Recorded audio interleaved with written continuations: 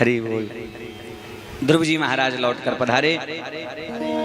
कालांतर में 36,000 वर्षों तक श्री ध्रुव जी महाराज ने उस राज सिंहासन पर शासन किया। तत्पश्चात जब इनकी हुई जाने का समय आया तो कहते हैं इनके लिए विमान प्रकट हुआ। भगवान ने ध्रुव जी को वचन दिया था कि तुम्हारे लिए अलग से एक ध्रुवलोक बना रहा हूं उत्तर दिशा में। और जैसे ही ध्रुव जी के लिए विमान प्रकट हुआ, विमान में बैठने के लिए जा ही रहे थे, तभी मृत्यु देवी प्रकट हो गई, काल प्रकट हो गया और कहा, अरे ध्रुव जी महाराज मत भूलो, ये मृत्यु लोक है और मृत्यु लोक में मृत्यु को स्वीकार किए बिना कोई जा नहीं सकता। ध्रुव जी बोले, भैया भले पधारे, जरा सिर झुकाओ।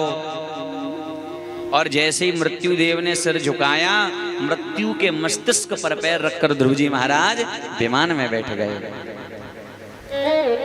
मृत्योर मूर्धनि पदम दत्वा आरुरोहाद्भुतम गृहम। मृत्यु के मस्तिष्क पर पैर रखकर ध्रुव जी विमान में बैठे। साधारण जीव के ऊपर काल उसके ऊपर पैर रख करके उसे ले जाता है, पर भैया भगवत भक्त तो काल के ऊपर भी पैर रख करके भगवत धाम जाता है। बाद में इन्हीं ध्रुव जी के वंश में एक राजा हुए, नाम था जिनका अंग। अंग के पुत्र हुए बैन। बैन के पुत्र हुए, बैन के वंश में हुए महाराज पृथु। ये भगवान विष्णु के 9वें अवतार थे। कला अवतार इन्हें कहा गया। भगवान विष्णु की एक कलाओं के ही अवतार थे। ये पृथु जी ने ही पृथ्वी को समतल करके जगह जगह नगर ग्राम आदि सब बसाए। इन्होंने अश्वमेध यज्ञ किया।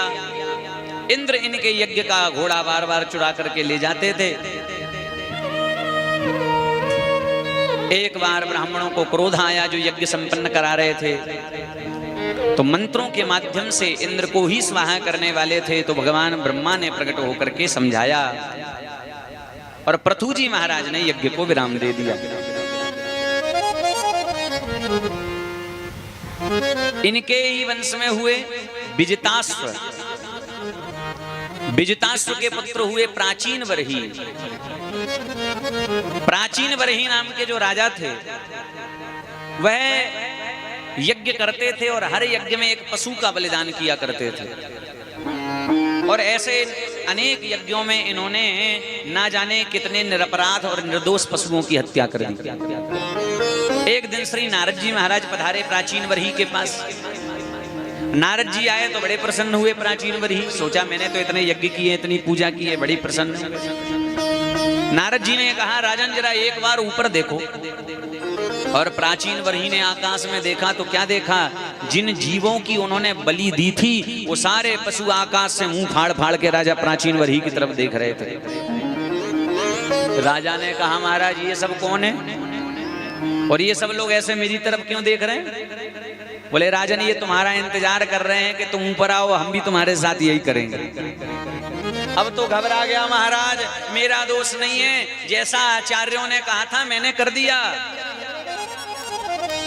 तब नारद जी ने बड़ा सुंदर उपदेश दिया, पुरंजनोपाख्यान के माध्यम से समझाया कि पूजा में बलि का जो विधान बनाया वो इसलिए बनाया गया था कि जो लोग रोज निर्दोष पशुओं को काटते थे, कम से कम जीवन में कोई एक पूजा करेंगे तब करेंगे। ये उद्देश्य इसलिए था कि धीरे धीरे कमी आएगी और बाद में फिर उसे भी बंद कर दिया जाएगा। लेकिन लोगों ने शास्त्र की आधी बात को पकड़ करके उस अर्थ का अनर्थ कर दिया। बाद में इन्हीं के वंश में प्रचेतागण हुए। इन प्रचेतागणों की मुलाकात भगवान शंकर से हुई और चतुर्थ स्कंद में नारायण सरोवर के तट पर भगवान शंकर ने इन प्रचेतागणों को रुद्र गीत का बड़ा प्यारा उपदेश दिया। उस रुद्र गीत में एक बड़ा प्यारा श्लोक आया, तो लयाम लवेनापि न स्वर्गम न पुनर्भवम भगवत संगी संगस्य मर्त्यानाम किमुतासिसा। कहा संसार के जितने भी भौतिक सुख हैं, स्वर्ग, वैकुंठ आदि, ये सब पाने के बाद भी कोई ऐसा व्यक्ति हो जिसने सत्संग किया हो, उस सत्संग के सुख की बराबरी स्वर्ग और वैकुंठ के सुख भी नहीं कर सकते। ये सत्संग की महिमा है। एक तराजू के पलड़े पर सत्संग का सुख रख दिया जाए और दूसरे पलड़े पर भौतिक सुख रख दिए जाएं, तो जो आनंद हरि की कथा में है, भगवत चर्चा में है, भैया वो आनंद भौतिक सुखों में सदा नहीं है। क्षणिक तो मिल सकता है पर सदा वो आनंद मिलने वाला नहीं है।